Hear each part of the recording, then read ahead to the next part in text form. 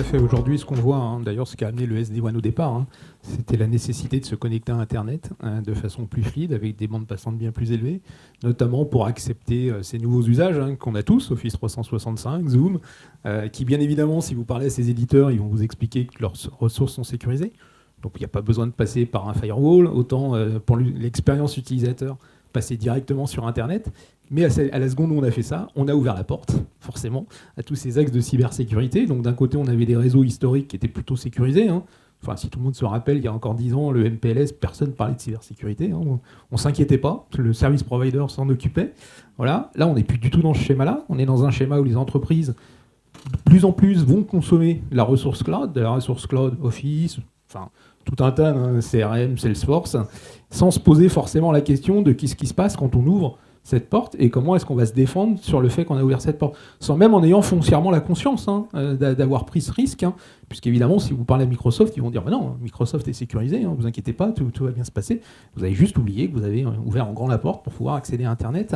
Et donc cette transformation, évidemment, il faut déjà en prendre conscience du risque que ça représente, et puis ensuite mettre en œuvre les différentes couches, on va dire, de sécurité pour garantir un usage serein par les utilisateurs.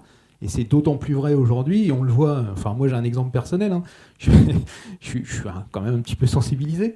Chez moi j'ai acheté une imprimante, comme tout le monde, et puis cette imprimante elle se connecte toute seule à Internet pour m'envoyer mes cartouches d'imprimante.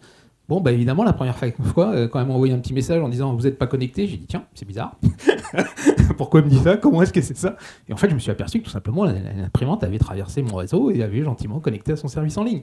Bon, alors évidemment, un petit peu plus averti, j'ai fait en sorte de sécuriser cet accès-là. Mais je comprends que quelqu'un dont c'est pas le métier tous les jours, nous on travaille principalement avec des service providers, mais on voit aussi des clients finaux, n'ont pas cette conscience-là. Donc l'utilisation d'acheter une imprimante connectée, c'est facile, ça leur simplifie la vie. Avoir une imprimante Ricoh ou quel que soit qui fasse la même chose, c'est extrêmement simple.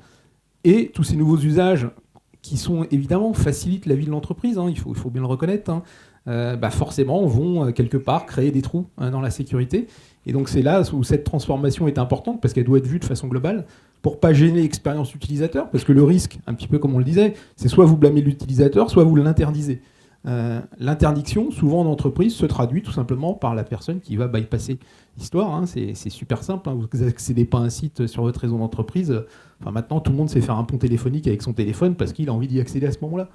Et là, il crée un trou de sécurité. Donc effectivement, il faut trouver ce bon mix, entre guillemets, entre qu'est-ce qu'on autorise, comment on autorise, quelles ressources, sans aller non plus blâmer et, on va dire, contraindre l'utilisateur dans ses usages. Facile à consommer, tout ça c'est un peu lié au cloud quand même. Là on tourne autour du pot, mais c'est lié à ce fonctionnement un peu nouveau, parce que ça fait des données aussi, des applications quand on est professionnel à protéger, qui sont loin, et on a l'impression que loin des yeux, loin du cœur, pas besoin de protéger. Tout à fait, exactement.